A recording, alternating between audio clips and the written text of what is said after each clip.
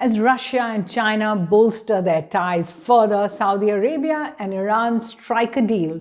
The US is calling for a rival front of democracies. India's tightrope walk through these developments is getting tougher ahead of a number of crucial meetings ahead in the next few months: the G7, the G20, the SCO, and the Quad. So there's a lot to unpack for you here on Worldview with me, Suhasini, Haidar. Hello and welcome. Now, if India thought that the year would be about reconciling global differences through the G20 process and through India's hosting of the Shanghai Cooperation Organization in 2023, then the first few months have given the government much to think about. Just in March, so much has happened ever since that G20 foreign ministers meeting and the failed attempts at joint statements that we covered here. But it's clear that geopolitical divide, the differences have grown much further in just the last few weeks. So let's just quickly recap what has happened. First, there was the Iran-Saudi Arabia agreement. In a surprise announcement, the Kingdom of Saudi Arabia and Iran announced that they would re-establish full diplomatic ties, reopen embassies in each other's countries after talks that were mediated in Beijing by China. The message that went out was quite clear, that West Asian politics, or Middle Eastern politics as it's known in the West, long run on the perennial idea of a Shia-Sunni rivalry of Iran on one side, Saudi Arabia on the other, could actually be upended now. There's an end possibility to hostilities in Yemen, in Lebanon, in Iraq and other proxy conflicts as they are called, and it looks like the decline of Western influence and the rise of Chinese influence when it comes to creating these kind of environments where you can see conflicts resolved. Now, of course, the proof of the pudding will be in the eating, and many things that could happen in the next few months in terms of high-level meetings between Iran and Saudi Arabia and how those go, as well as how much they keep their word. But for the moment, it's a very important development that we have to watch very closely. The second then, the International Criminal Court convicted Russian President Putin over the war in Ukraine, specifically in a number of alleged kidnappings of children from Ukraine who were then apparently taken to Russia.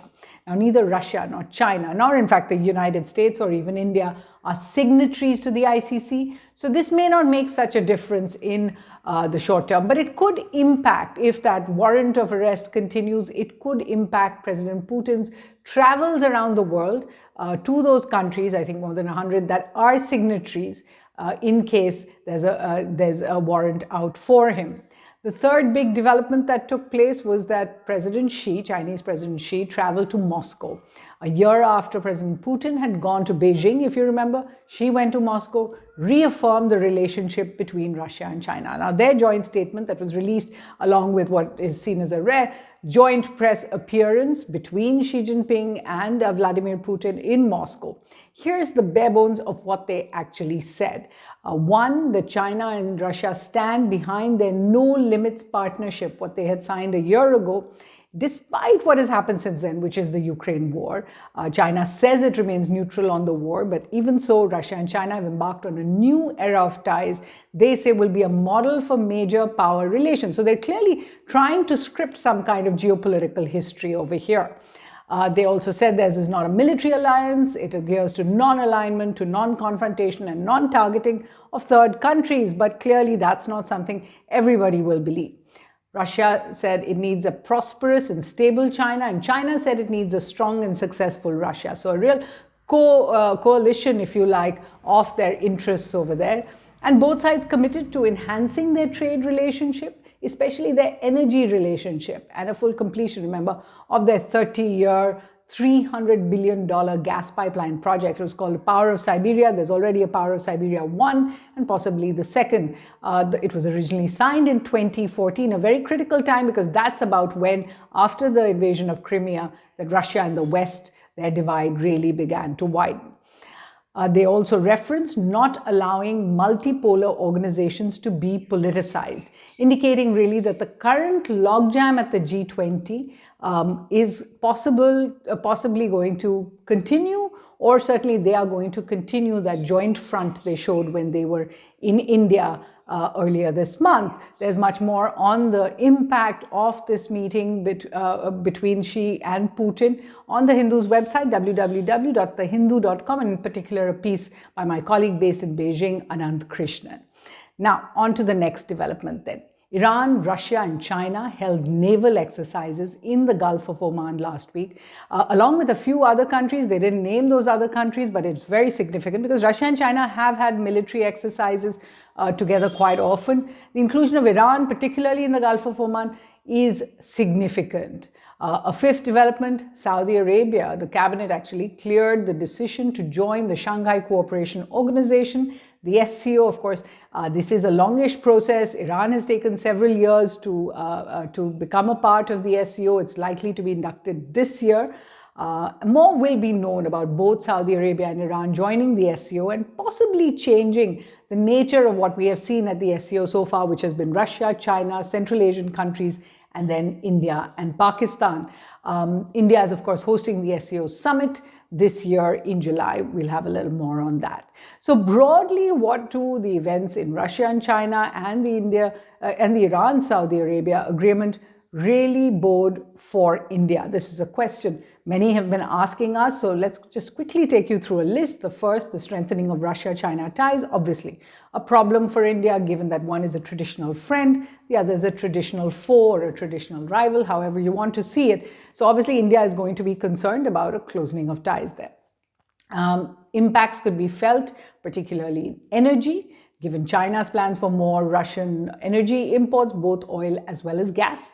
And for defense, remember, China is also a buyer of Russian defense. It bought the S-400 before India did, and possibly will also be a supplier. The new front between Russia and China will make consensus at the G20 that much more difficult. Obviously, we have spoken about this.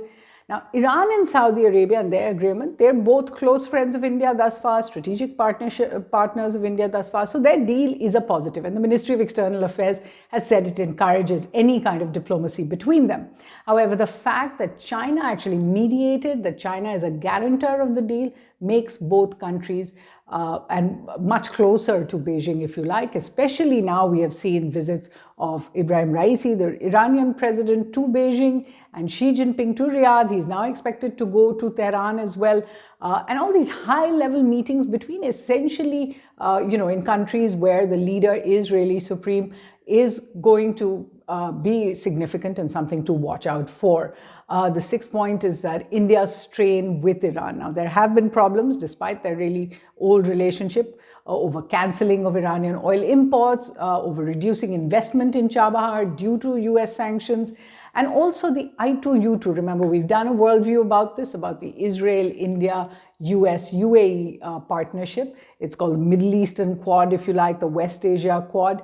This has also caused a certain rift with Iran. All of this becomes much more worrying with China's increasing presence, and certainly could hurt India's plans to use Iran really to circumvent Pakistan for connectivity, since Pakistan has been such a bloc. On speaking about connectivity for India via Chabahar, the INSTC, the International North-South Transport Corridor, all the way to Russia, could also be hampered if China is going to be much more in a position of influence within Iran. I hope all of these points really answer questions we got from our viewers, particularly Girija Das and Abdul Rahman had specific questions on the impact of all these developments on India. Now let's turn across the geopolitical divide. Let's take that leap and look at the significant movements from the US and allies this month, both European and Asian. To begin with, US President Biden, Australian Prime Minister Albanese, and the UK Prime Minister Rishi Sunak all stood together, a very important photo op, if you like. They actually stood together at the San Diego Naval Base, what's called Point Loma, and announced the new phase, the three-phase plan for AUKUS. Remember, that was announced in 2021 for AUKUS, which is a $368 billion deal to provide Australia with nuclear-powered submarines over the next 30 years. But many parts, a part of that phase will begin quite soon, with submarines being leased and sent across to Australia. So a very specific message being sent there to China, to the South China Seas, to the Indo-Pacific in particular. Then we saw on a visit to Delhi, Japanese Prime Minister Fumio Kishida unveiling Japan's new Indo-Pacific policy, a very significant speech, but he also added many critical references to Russia's war in Ukraine there, making it clear that Japan stands against both Russia and China's military plans. New Delhi, which was the host, remained silent on the policy for the moment. More on that in just a bit. Prime Minister Kishida then further underlined the point. He flew straight from Delhi to Ukraine to meet President Vladimir Zelensky and express solidarity there. So very, very significant photo ops. Then this week, the US hosted a virtual democracy summit. Remember, it has had this summit of democracy earlier, the first edition in 2021, the second edition now, and pitched a front of democracies versus authoritarian states in the world. The summit also deepened the global divide we've been speaking about. Neither Russia nor China were, of course, invited to this. Many leaders at the summit took aim at Russia for the Ukraine war, particularly European leaders we heard from, calling it an assault on democracy, that Russia had attacked Ukraine because Ukraine was a democracy. In fact, the Ukrainian President Zelensky also was invited and he spoke at that summit. And there was a special meeting right at the beginning with a focus on the war in Ukraine. Third point, Taiwan. Obviously, this is a sore point for China. Taiwan was allowed a national statement. The statement was read out by Taiwan's human rights chief, Chen Chu. But even so, Taiwanese President Tsai Ing-wen also was in the US, made a stopover at the same time, and clearly this is only going to roil tensions further. Now, Prime Minister Narendra Modi spoke at the Summit of Democracies. He didn't refer to either side, but he did reiterate his contention that India is mother of democracy. This is a point he has been making before as well. On a side point, in South Asia, the US also created its own kind of divide by inviting India, Pakistan, as well as the Maldives and Nepal to the Democracy Summit, but not inviting Bhutan, Bangladesh, and Sri Lanka, which are in fact democracies, to the summit. Pakistan declined the invitation, saying it would deal on these issues with the US and other co-hosts that were there bilaterally instead. Now, as you can see, whether it's this side of the geopolitical divide or that side, India is a common factor for the moment. But it has to walk a very tough tightrope between what we call the continental ties for India and its maritime strategy. What do I mean by that? Just take a look at the map. If you see the map, here is India's continental outlook towards the north of India. There's Pakistan, obviously troubled ties, China, very troubled ties, Afghanistan, worries about terrorism, Iran, Central Asia and Russia. All of these countries make up India's continental outlook. And clearly, while India has strengthened ties with Central Asia, Mongolia, these are countries that deal much more closely with Russia and now with China. So losing this particular arc, if you like, around India will lead to trouble on India's continental outlook. On the other hand, there is India's maritime strategy to the south. So just look at the map again. In India's maritime outlook, the partnerships that India is looking at are things like the Quad, so the US, Australia, Japan, and then India. But India also works on Indo-Pacific strategies bilaterally with countries like the United Kingdom, that has just announced a strategy, France, Germany, and also with the European Union, as well as India's own regional maritime strategy in the Indian Ocean region. Countries including Bangladesh and the Bay of Bengal, Sri Lanka, Maldives, Mauritius, and the other islands around. Now, if this map shows you in a sense what kind of pulls and pushes there are for India, take a look at the calendar for 2023 and the meetings ahead that also show how India has to balance, how it's stretched really on two sides of the fence. In April, we're going to see an SCO defense ministers meeting. The Chinese defense minister expected to attend as well. The Russian will be there. The Pakistani defense minister has been invited. No confirmations yet. But on the other hand, India will also host the G20 finance ministers' second meeting in Washington. If you remember last year, this particular meeting had led to a walkout by those countries opposed to the Russian war on Ukraine. So it had got split, and India will try to avoid having that kind of a split at this year's meeting, which will be at the World Bank and IMF spring session. In May, there will be an SCO foreign ministers meeting in Goa. Again, China, Pakistan, Russia coming, as well as the Central Asian countries, as well as a G7 outreach in Hiroshima. India is, of course, not a member of the G7, most developed countries, but there in Japan, it is a special guest. India has been a special invitee for many years. And also after that, Prime Minister Modi will travel from there to Sydney for the Quad Summit with the US, Japan and Australia again. Then in June, Prime Minister Modi is expected to go to the United States for a state visit. He has been invited. The dates have not yet been announced, but it is understood to happen in the 3rd or 4th week of June. Straight after that, in July, India hosts the SCO summit. So straight after Prime Minister Modi is there in Washington, he is likely to host President Xi and President Putin in Delhi at the SCO summit, along with other leaders like the Iranian president, the Turkish president, Central Asian presidents, of course, are members, and the big question about whether Pakistan will attend or not. You turn then later in July to a possible visit to France, where Prime Minister Modi is expected to be a chief guest at the July 14th National Parade over there. And when he goes to Paris, it'll be just after that SCO summit. We also see in August, India is expected to take part in the BRICS summit, Brazil, Russia, India, China, and South Africa.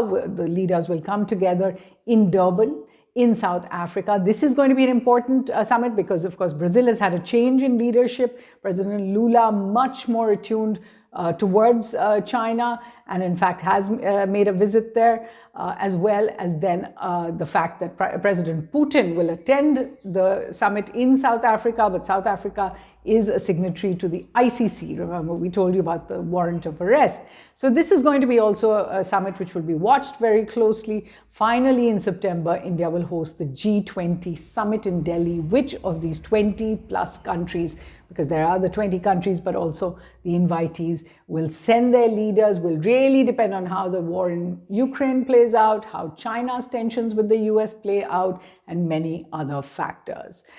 So where does India stand in all of this? Let's get you our worldview take on the issue. There is a reason that India's current foreign policy of strategic autonomy and multipolarity is not so different from its traditional foreign policy of non-alignment.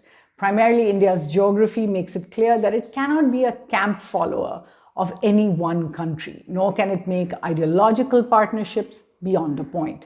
Where there is a Quad, there is an SCO. Where there is a G7, there is a G7 outreach, there is a G20. Where there is rhetoric, there is also the reality of India's geopolitical situation. Instead of seeing non-alignment as a compulsion, which many analysts have done in the last few years, there is merit in seeing India's traditional balancing act as one that gives its foreign policy maximum flexibility to serve India's needs.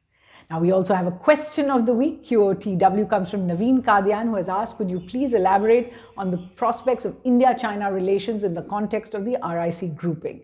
Now, Naveen, as you probably know, the RIC grouping, Russia, India, China, first came up in 1996, thought up by Russian Premier Yevgeny Primakov, and clearly was a hedge against what Russia saw as the Western alliance. Now, there have been several foreign ministers' meetings. I think we're about 22 rounds so far. There has been no RIC summit since 2019 in the G20 summit in Osaka, particularly important since the LAC standoff was held in 2020. External Affairs Minister Jaishankar has taken part in the RIC foreign ministers' meetings over the last few years, both virtually and in person. But the question really is, will the three leaders, Xi, Putin, Modi, slated to meet in Delhi at the SCO summit in July, also make time for the RIC meeting? So a lot of alphabet soup over there. Let's make it a little clearer by getting you some reading recommendations. And honestly speaking, the best way to tell just how important the events of the last month have really been is to look at how few books really come out on the issue, have come out on the issue so far. So a lot of the books I'm going to tell you, to be honest, I have not been able to read yet, but they are outlooked for either this month or later this year. And I'm certainly looking out for them. One is called China and Russia, 4 Centuries of Conflict and Concord. This is by Philip Snow. It's out in April 2023, so I may actually come back to tell you about it later. The New Cold War, the United States, Russia, and China from Kosovo to Ukraine, very important, very topical, by Gilbert Achar, also out in April 2023. There's China and Russia, the New Rapprochement by Alexander Lukin. Now, this is important because most of the other books on the issue are told from a Western perspective, but Lukin is a professor at the National Research University's Higher School of Economics in Moscow. He had previously written Pivot to Asia, Russian Policy Enters 21st Century. Now, these 2 books written in the last few years really tell you about the new relationship between Russia and China. There's another book called The Russia-China Axis, The New Cold War and America's Crisis of Leadership. This is by Douglas Schoen and Melik Kaylan. Another book I'm looking out for, it's called 3 Dangerous Men. So you can already tell it comes from a Western perspective, but it's called Russia, China, Iran, and the Rise of Irregular Warfare by Seth Jones. Now, why this is important is it doesn't just focus on Putin, Xi, and Raisi, and it has that very provocative cover with a grenade on it, but it really focuses on lesser-known figures, generals in particular, Gerasimov from Russia, Zhang Yuxia from China, and the assassinated IRGC chief, General Soleimani, on what they have actually meant for the strategy of the region. A new book coming out, Grand Delusion, The Rise and Fall of American Ambition in the Middle East by Stephen Simon. It comes out this month, and it could not be a more topical time. And there should be more on what's happening in the Middle East there. Another book that I have actually read only recently called Black Wave, Saudi Arabia, Iran, and the Rivalry That Unraveled the Middle East by Kim Ghattas. She's a journalist who has a take on how the events of 1979 really changed the region from a prosperous and progressive to a protracted conflict. Very well worth reading and from the ground reporting. Another book you might find interesting, although very stilted and very critical, called MBS, The Rise to Power of Mohammed bin Salman, and a book I have recommended in the past, but I'm saying it again, West Asia at War, Repression, Resistance, and Great Power Games by Talmiz Ahmed, former ambassador of India to the region, and somebody who talks about what each of these events really mean for India. So we hope you enjoy those, and do join us again on Worldview from the team here. Thanks for watching.